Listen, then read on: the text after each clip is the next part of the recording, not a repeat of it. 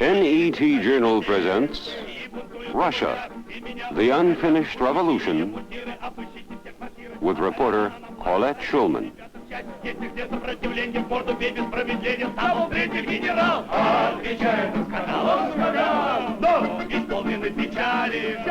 We went to Moscow this summer to look around, talk to people, and get a fresh sense of how far this country has come in the 50 years since the revolution. The 50th anniversary means many things. To the Soviet government, it means posters, slogans, parades, speeches, statistics. To the Soviet people, it means memories and dreams. A few steps from Red Square, there is a large photo exhibit in honor of the anniversary. And there we found Russians taking a look at themselves, as they were at various stages on the long road from 1917, and as they are today. Not many people are around who remember how Russia was before the revolution. In the official histories and in these pictures, the emphasis is on poverty and on the breakdown in the old order. Only a few elderly people who grew up in homes steeped in the European tradition still have memories of the cultivated Russia that also was, of the efforts at reform, and of the alternatives that might have borne fruit had there been no revolution.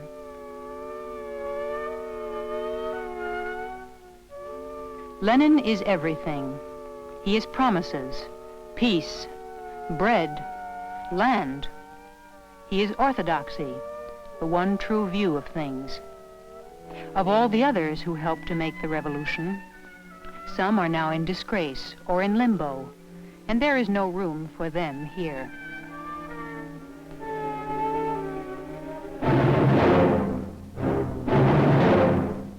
In Russia, one feels closer to the Second World War than almost anywhere else in the world. It is still a living presence, and for these people it blots out much of what went before. Only the young Soviet generation under 25 is free of these memories. The one constant theme in Soviet life, ever since the revolution, has been and still is building for the future. Industry, agriculture, science, education, and now the exploration of space.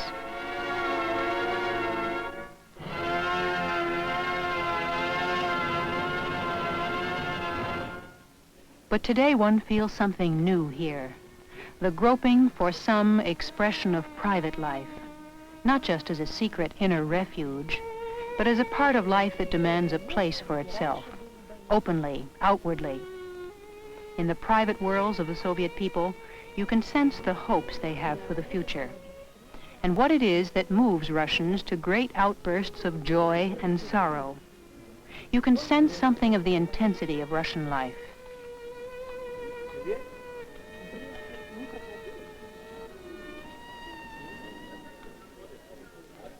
Now it is not only the working day that matters, but also how people spend their growing leisure time. The people we talk to are of several distinct generations. Some are in their 70s and 80s, and carried over something of the cultural breadth of the old Russian intelligentsia. Some are of the middle generation, who came to maturity in the hard period under Stalin. And some are the young, in their 20s and 30s, whose hopes have not been traumatized by the brutality of that period.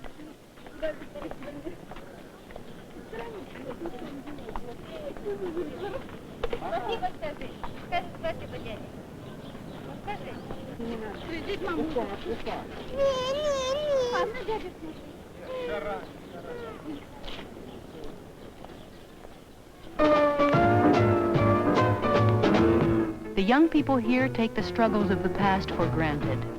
It's not big words that move them, but the realization of the promises of the revolution in the way people live. And by this they mean not just material comforts, but the possibility to look westward and be in touch with the outside world. They are responsive to the same currents of thought and feeling that move young people everywhere. Let me ask you what it is, for example, about a writer like Salinger that makes him so popular. Can you put your finger on it? A lot of teenagers everywhere, I think. Yeah, what do teenagers here see in him, for example, feel about him? Well, the same very warm and human feeling of existence. That's exactly what they see in him everywhere, I think. Not only here, but, well, in France, if he is read in France, and everywhere in the world. Well, that's why. And then, well, it's so very moving, I should say, and touching. I saw The Snows of Kilimanjaro with Gregory Peck. Well, I liked it also. It's a very old film. It is an old film, but it is on now in our capital. Well, I don't really know why, but it is a good film, and the acting is also very good. Well, and somehow I liked it. I liked the way it was staged. It is Hemingway. I somehow felt Hemingway in this film. Yeah. I didn't. Tanya? I didn't like this film at all. I really had thought that it is on now, and so I have seen this film not long ago.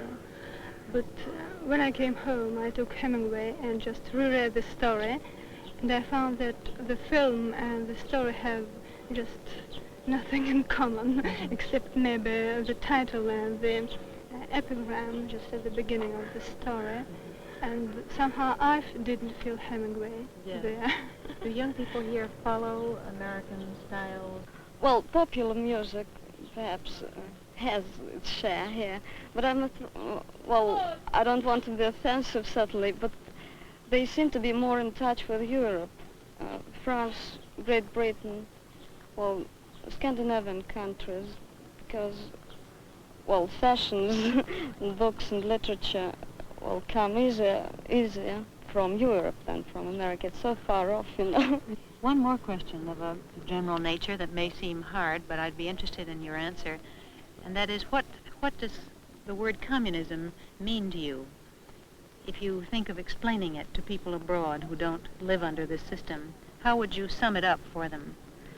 Well, I think that it may be very easily summed up in one word, that is happiness. Well, I think Marina is right, is quite right. It's happiness, it's a happy life for everybody. And it's just a time when everybody can do everything he can express himself, can work just as his abilities allow. Well, probably it is the better life of our people. You see, our people began to live, well, better, really better than before the war. Well, they now live in modern flats, which are really beautiful. Well, as far as my opinion is concerned, well, I came to Moscow just about 10 years ago, and well, while I live here, I just noticed how people live better and better now in our country. The modern flats that Irina talks about, and they're among the best in the country, go right down to the edge of the woods and fields. And by now, Moscow is beginning to get that standardized look of cities the world over. But all this building has made a dent in the housing problem. And it would be a larger one were it not for the fact that the peasants of Russia are leaving the land for the cities at a rate that is faster than almost anywhere else. Moscow is becoming many sub-cities, and all this is changing the pattern of people's lives. 2-3 месяца разницы — это небольшой срок, безусловно же. Когда у нас уже 50 лет советской власти. Вот именно. В семье я холост. I've lived in Moscow since 1963, almost 4 years, give or take a couple of months. And what are a couple of months when we already have 50 years of Soviet power? I work from 8:30 to 4. Now we've gone over to the 2 days off a week system, that is to say to a 5-day work week. This change is being conducted gradually because it's not logical to shift everybody at once because of various disruptions. На 5-дневную рабочую неделю. Да, только нельзя же это производство может, но постепенно там это. He was proud of all his neighborhood has to offer: a stadium, a theater, a young people's cafe. I asked him then if he could spend a pleasant evening right there, close to home. Definitely. You can spend it however, wherever you like. Whatever else he is, the Soviet citizen is also a consumer. And from the consumer's point of view, the question is whether life is getting better as fast as he thinks it should be. The newest store windows encourage optimism by displaying the very best that's produced. These are the aspirations of the society. But the country as a whole has a long way to go before such goods become widely available at reasonable prices. A woman's coat at 25 rubles, which is about $27.50 at the official rate of exchange, is roughly equal to a week's pay for a great many Soviet wage earners. For the Soviet leadership, all these matters are embodied in two words that are now on everybody's lips: economic reform.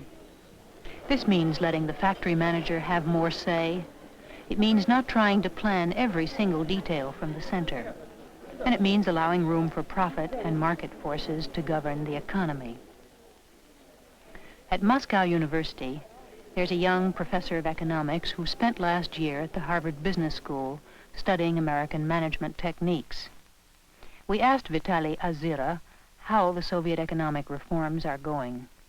You know that last year was first year of the reform, and when you have economic reform, it's not so easy to have results after 1 year, and so it's a long period, and some consequences of the reform we shall see maybe after 5 years, because it's a lot of time to implement reform. But first result of the reform was good. What happened specifically? Enterprise which switch to the new system make a profit, and they improve wage of their workers and quality of their goods, and some goods, for example, men's suits, and now they saw it. As a matter of fact, they did it before reform, but it's a good example. Do people actually come in and ask for the Bolshevichka trademark suits? It's very popular, this name, and they sell a lot of products. So, and other enterprises which switch to the new system, they, I think, move in the same direction: better quality, better organization of production and communication between trade organization and production, and more profit and more bonus for workers.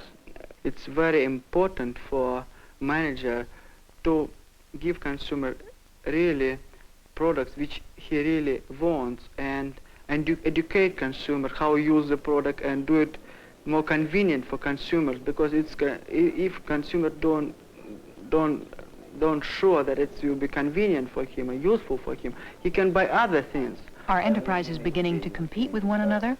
I think it's not a real competition in American point of view. I think it's a competition how do better for consumer. I think in this way our system has some advantages. Sometimes it's some kind of compromise between needs of consumer and needs society, but we should care about both problems: consumer like individual, and society like whole consumer, like collective consumer. Some Americans have questioned, is this really Marxism-Leninism in the new reforms? Or are you moving toward capitalism and private enterprise? I think it's really not against of goals of Marxism, because the goal of to give people more satisfaction from their life, give them more products, more opportunity to spend their life for their pleasure, improve their culture and knowledge, and give them more opportunity to live better. So its goals the same. We don't change our goals. We only use our other tools for achieving of these goals. What I am going to say, it's because we have now more opportunity to produce the same product which they produce in America, people think that we become the same. So we now produce TV sets, cars, and some durable goods which they produce in America, and people think that we become the fake. In this way, we become similar, but social system is different. One of the men who's been at the heart of the controversy about economic reform is the economist Alexander Bierman. What is unusual for the Soviet Union is that even after the initial go-ahead decisions were made, Bierman has continued to be outspoken in calling for the reforms to go faster and further, though his on-the-record remarks are cautious. It seems that the reform is going just a bit slower than I'd like. But after all, I'm only a spectator in the stands. But those who do the work in the plants, who are carrying out the reform, they say that for the time being it can't go any faster. And you always have to keep in mind that it's easier to criticize than to work. Do you know what I mean? I asked Mr. Bierman whether in the near future we could expect a shift of resources into consumer goods. And his answer reflects the continuing high priority which the Soviet leadership gives to the production of heavy industry and defense. If you look at the various five-year plans, you'll see very clearly, starting with the second five-year plan, the intention to improve the consumer light industry. But if you look at the fulfillment of these plans, no. Why was this? The international situation. It's very difficult to continue to produce refrigerators and dress shoes when you're being forced to turn out other things. And I think wisely forced. I think it's necessary for us to divert resources from these consumer areas into the more important areas. Ilya Ehrenburg, returning in 1946 from the United States, put it in the following way. He had been talking with a prominent American who said, "We're not going to war with you, but we are going to try to exhaust you through arms production." Unfortunately, we still feel this to be true. One part of the economy which has real vitality is the free market, where the peasants come, sometimes from very far away, to bring their produce for sale. Amidst the bustle and the bargaining, you see a striking illustration of the profit motive at work in Russia. On their little backyard plots, which account for only 3% of the cultivated land, the peasants raise almost half of the country's meat and milk, over half of the eggs, and a good deal of the best vegetables and fruit. And all of this takes place outside the mainstream of state and collective farms.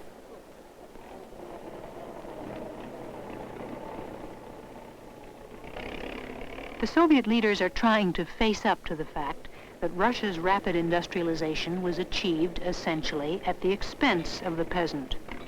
And now the problem is one of feeding the growing population of the cities with an outworn system.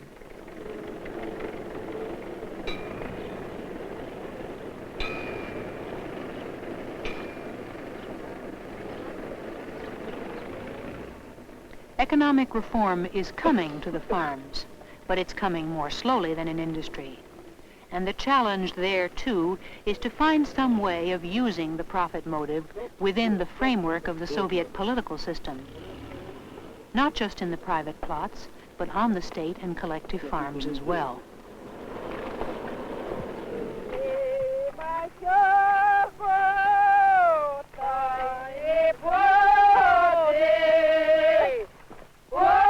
In the villages, the 50 years have brought less change than in the cities and factories.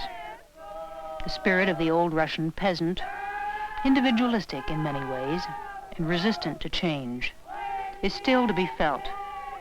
The force of tradition is strong, and what the communists have tried to do is to channel it into new secular forms, to take the place of the old religious ceremonies that mark the big turning points in life. This is the second day in a farm wedding that went on for 3 days.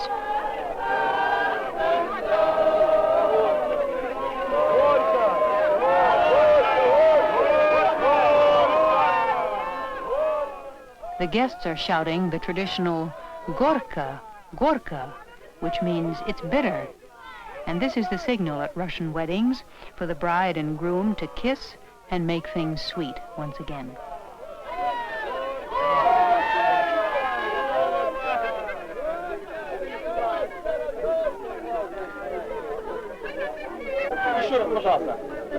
The photographer tells them, "Come on, everybody, show a little more life, please." Вот так, хорошо. Побольше жизни, хорошо? Так, снимаю, хорошо, снимаю.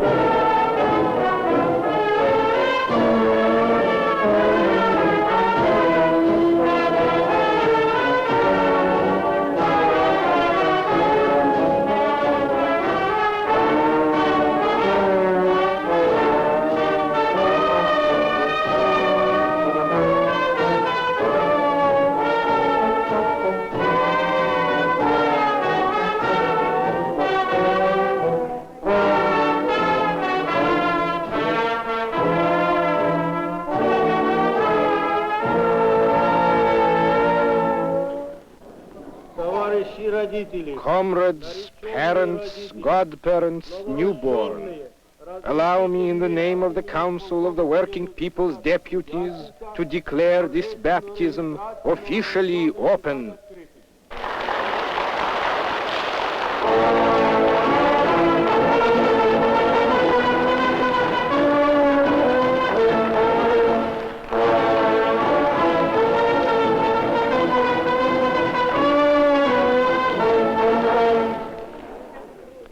This is a collective baptism in a large farm community. The babies get kerchiefs, like the young pioneers, and their parents promise to bring them up in a spirit of dedication to communism. Ой, молодец, парень. Вот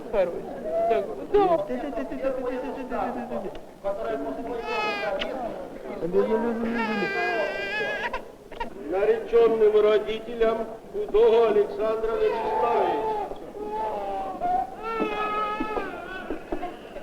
Мы нареченные родители Лихман Михаил. We, the godparents, promise to support Alexandra on her life's path, to extend a parental hand in difficult moments, and to bring up Alexandra in the spirit of communism. В трудную минуту мы обязуемся вырастить с Александра честного, справедливого труженика коммунизма.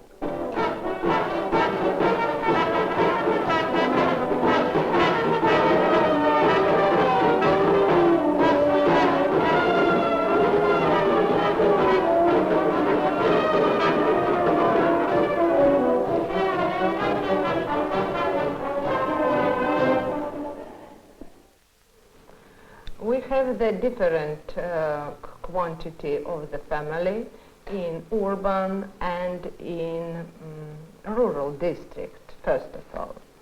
In the middle, in family, we have 2, sometimes 3 children. But then I should like to you that it depends on the habitants, on the nationality, because if we speak about such nations as Caucasus, Armenians, they are accustomed to have more children. And these nationalities usually have 7, sometimes 8, and the 10 children. Besides, many Russian women have 10 children, and our government approve it. And in our country we have the legal abort is permitted. Abortion is legal. Legal abortion is permitted. And it is possible to do it up to 3 months of pregnancy. I understand that the rate of abortion has been rather high. We have a special sanitary propaganda. We we deliver lecture about harmful action of abortion. That is why we try to prevent abortion using contraceptive drugs, and we pay great attention to it. Certainly it is very important because we consider that the abortion is very harmful for women, not only because of inflammation diseases which can appear after it, but from endocrinological point of view. Irina Alexandrovna, is the pill, as we call it in the United States, is it being used in the Soviet Union widely? Yes, we use pill too, but I cannot tell you that we use pill in a very large scale. You're concerned then about the effects of these drugs, and you're making rather limited and careful use of these new contraceptive drugs. Oh yes, that is why we use it, but we cannot tell that we recommend it in practice in a very large scale. Irina Alexandrovna Manuilova is a gynecologist doing research in Moscow. In her field of birth control, many problems remain. The pill is not generally available, as she has indicated, and the contraceptives that you can easily obtain are not very effective. So many women feel they have to resort to abortions, especially in the cities, where young Soviet mothers say that 1 or 2 children are all they can manage in a small apartment. I asked Irina Alexandrovna whether she thinks that as the living standard goes up and the apartments get roomier, the trend may turn toward larger families. I believe that, for example, I can tell about myself. Tell about yourself. I'd like to hear that. I have 2 children. But I believe that I have not 2 children, I have 4 children. Because my first children, my daughter. I have a daughter who is 21 years old. My second child, I consider my candidate thesis, because I spent time for it very much. Yes. And then my third pregnancy was finished, delivering my son. I have a son who is 10 years old. And my fourth child is my doctor's thesis. Bravo. Which I defended 1 year ago. That is why it depends not only my culture level, on my money, because it depends on my wish. I consider that I'm a very happy woman, that I can elaborate many scientific problems, and I have a great interest for it. There are still women, I notice, doing quite heavy physical labor in some places. We have a special law preventing the hard work for women. And hard work for women is forbidden in our country. We have a special law. The law excludes women from such dangerous and strenuous jobs as underground mining. But you still see a great many women in building construction and maintenance work. The fact is that in many places their labor is needed. There's no one else to do the job. And this is taken for granted by most people, including the working women themselves. Now, I have read recently